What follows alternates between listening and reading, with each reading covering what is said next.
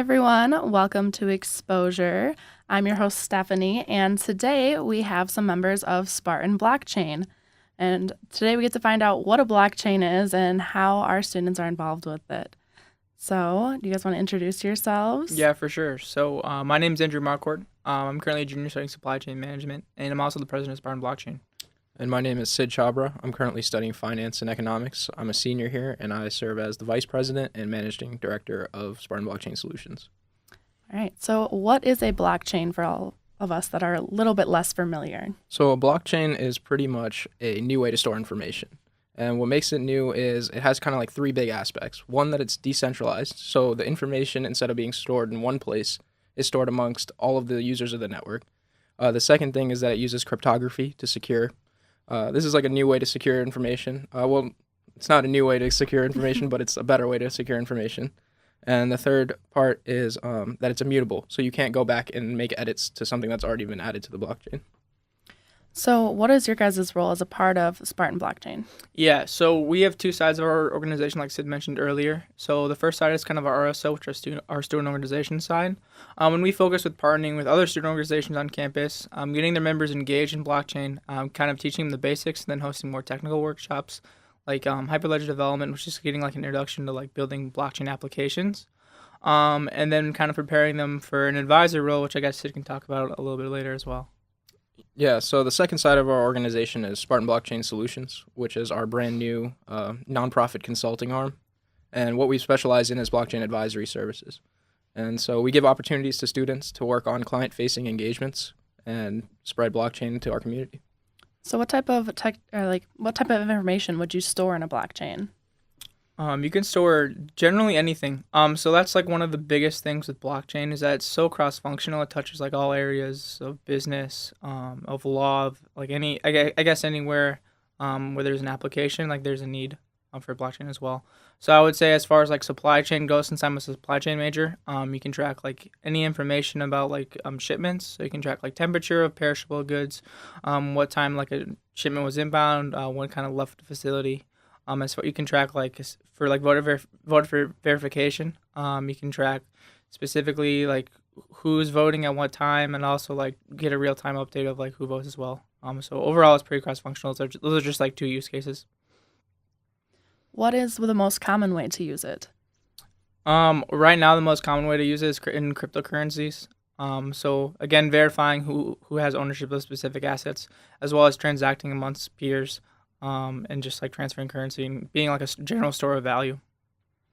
Are there ways that it relates to marketing at all, or is it just like something that businesses use to organize all their information? It actually does apply to marketing. So as a pretty much one big thing with blockchain is that it gives individuals like ownership of their view, like what they want to view and where their information is or how it's stored and who can see it. So this is pretty useful for like targeting ads, for example. If I'm looking to purchase new shoes, I can share my preference or wanting to have new shoes across like a blockchain and have advertisers kind of siphon in ads to me. And then when I'm kind of done with their service, I can remove that and go to the next kind of big thing that I want to view. As a student, have you been able to have significant role in building these blockchains for various nonprofits? Yeah, so we've actually just signed our first client this semester. It's a local CPG company based out of Lansing, and they produce like goods from like goods that are or like honey, tea, and everything else from like the south of campus. And then they wanted like a visibility solution for the consumers for their supply chain, so consumers know where their like kind of like their goods are coming from, understanding that it's locally sourced, it's organic as well. So. Yeah, we've had like tremendous success in trying to implement that for them as well, and we're looking for more opportunities to do the same thing for other organizations too. Do each of you get assigned a project or a piece of this creation? Not necessarily. I would say it's more just for like a visibility solution for them. And they have like we have ownership of the blockchain solution, but they have access to use it as well. But individually for us, it's mainly for our own organization to grow it, kind of reinvest everything that we put, like all of our time and dedication to building like blockchain around Michigan State University. So, what type of technology do you need to know how to use to start a blockchain? So to start a blockchain, um, I mean, you can. There's no like real prerequisite. This is kind of like a new technology. It's emerging, so there's always a need for new people to enter a space and kind of familiarize themselves with what's been going on. And one great resource that kind of helped me familiarize myself with the technology has been reading white papers. So there's a lot of big blockchain projects out there, and they've been pretty successful on implementing this technology. And one way that they kind of share that they're using this technology and how they're using it is they publish these white papers that kind of break it down and explain it and how it works for them. So it's a good place to start for anyone that's interested in the space to go out and like read the Bitcoin white paper or even like a VeChain white paper and so forth. So how do you see this impacting the future of business? So I think it's pretty important for the future of business.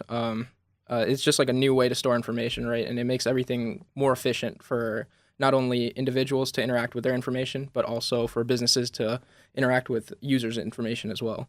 So it has a very important place, and as we become more data driven and more like digital, this is like a good way to make sure that everyone's being secure with where their data ends up and how it's used. For sure. And with there being so much data, what do you guys do about security and how do you make sure that blockchains are secure? Yeah, so the main thing with blockchain being secure is that it's based off of like cryptographic primitives that have already been proven as theories. So it's a general new application of old technologies that have been proven in the 80s by the NSA and other like organizations. As far as like even just looking at the Bitcoin protocol, which is one specific use case of blockchain, there have been instances of people trying to hack it and kind of take over the entire network. And they've come back and said this is almost impossible because as the network grows, it just continues to grow more and more stronger as well. So it's very secure compared to like other ways to transact as well. So when you add a block of information, does that secure the previous blocks or the future blocks? So like the more blocks you have, the more secure it is? Yeah. So the big thing about like even like looking at the Bitcoin protocol or the Ethereum protocol, which are different cryptocurrencies and applications of blockchain, is that each block of transactions is referenced from the previous block. So as you continue to add more and more blocks on the network and process more transactions, it's a lot harder to kind of take over the entire network going forward. So how would you encourage community members to learn about this besides white pages? Because it's kind of a daunting thing. You hear what blockchain is and cryptocurrency, and you're kind of like afraid because it's something new and you don't understand it. So how do you encourage people to learn more about this? Yeah, so I would say for people that are interested in getting their exposure to blockchain, is to come to one of our blockchain essentials workshops, and we're hosting more throughout the next semester.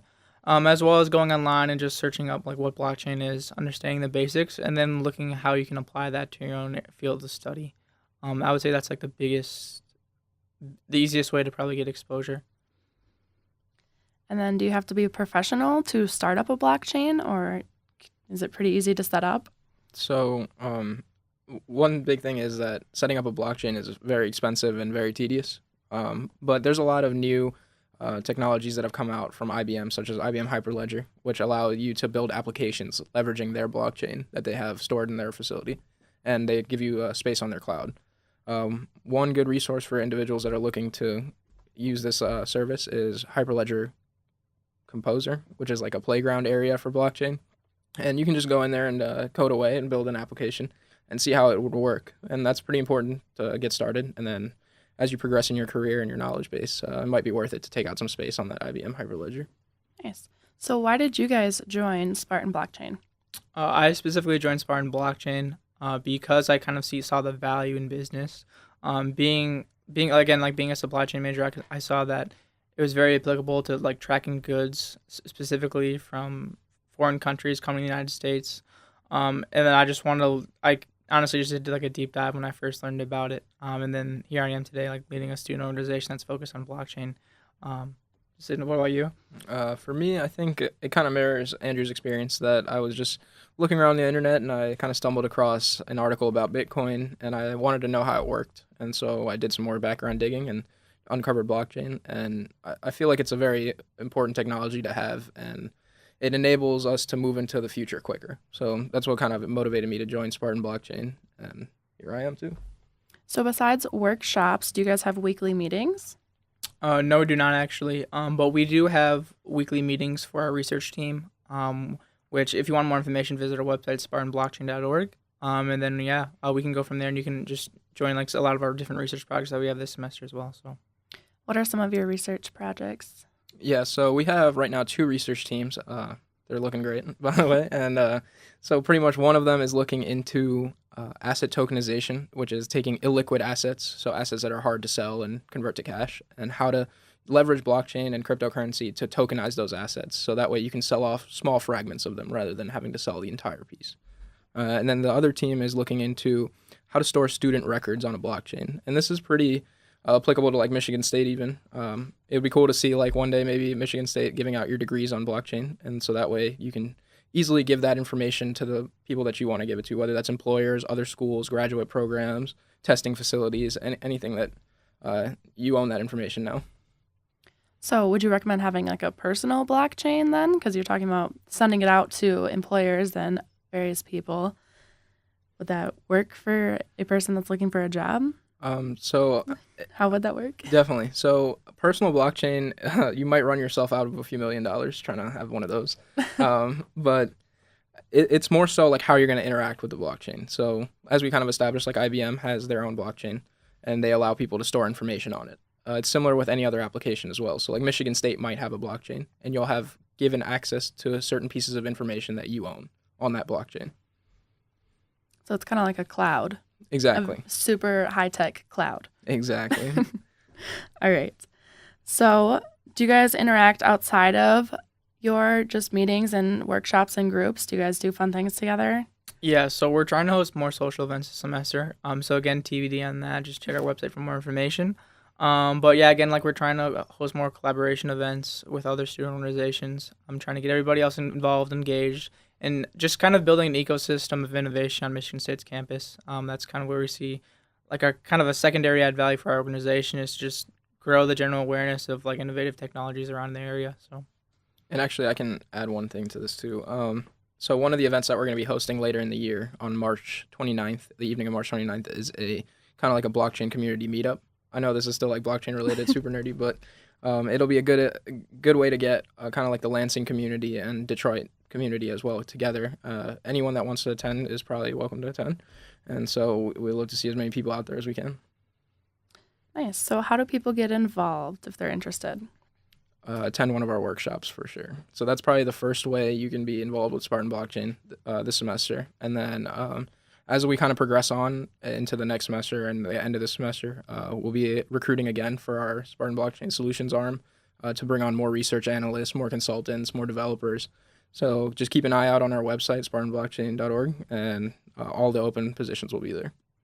Do you need any experience to join? no, not at all. We have so many people from different majors, different areas, where if they're just interested in blockchain, then they can come kind of do research projects as well as work on like consulting engagements as well. So Nice. So you guys have an upcoming event here. It's the Hyperledger Composer Development Workshop. So you want to talk about what's going to be going on with that? yeah, so in our IBM Hyperledger development workshops, it's a 2-hour introduction to kind of the Hyperledger suite, which composes of like Composer and Fabric.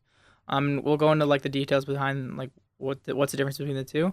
But we're going to first introduce you guys to Hyperledger, how it works, and then we're going to kind of build out perishable goods supply chain application, show you how it would theoretically work for, say, like for a food company, and then also like kind of show you like how to like interact with the blockchain as well as how to implement like rules and measures. So Nice.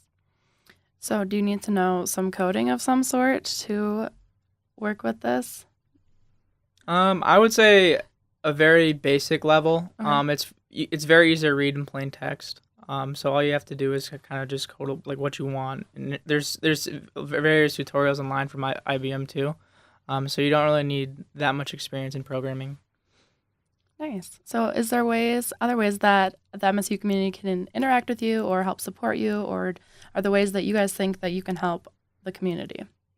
Yeah, definitely. So another way to kind of interact with us is to follow us on Instagram, Spartan Blockchain. We post a lot of good stuff on there, and some things are blockchain related, some things are just kind of general fun tidbits about random stuff. So definitely give that a follow if you're interested. And then some other events that might come up are just ad hoc kind of workshops. So we do partner with other organizations, like Andrew mentioned earlier, and those happen frequently. So that's a great opportunity. We usually request that those are open events. So even if we partner with an organization, we always open it up to the general public to also attend that event. So there's that. Nice. And fun question here. So how would you recommend that a radio station would work using a blockchain? What information do you think would be good for us to use? Let me think about that one for a second. That's a good question. I just feel like it's such a complex thing for most of the public, so trying to find ways to make it more understandable for everybody. Definitely. So I think for a radio station to utilize this technology, one cool thing could be leveraging like kind of cryptocurrency to buy airtime. So maybe you can start Impact Coin, for example, and kind of have individuals that want airtime go purchase that coin or earn that coin in some way, whether that be attend a community service event or engagement with you guys in any way. And then they can kind of cash those coins in for airtime to advertise their brand, their individual, anything that they want to kind of get their voice out on. I would say another application would be asset tokenization of the radio station itself. So giving people the opportunity to kind of buy a stake within the radio station and then kind of vote on like having a say in very high level decisions that you guys make, as well as like having a focus more on like sustainability too. So basically just giving people the opportunity to physically own their radio station, kind of push content that they want to hear. And would we be able to store just information that only our staff would be able to view and access? Yeah, so it depends. You can make it how you want it actually. So you can give people permissions to view certain information, but if, for example, if you wanted your staff to view everything, then you can give them the ability to view everything in the blockchain as well. Awesome. Well, is there anything else you want to mention about your guys' group? Well, first of all, thank you so much for having us on air. As well as definitely visit like our website as well, spartanblockchain.org. And then also like again, please try to attend our community meetup on the March 29th. That'll be amazing. And we look forward to like working with everybody and kind of spreading blockchain awareness going forward. So if you guys want to reach out, just go on our website and like, or I guess respond to our contact us link and we'll go from there. Awesome. Well, thank you so much for coming in, and hopefully everyone else can understand what blockchains are a little bit better now. Thanks, Stephanie. Thank you. Stephanie. Thank you.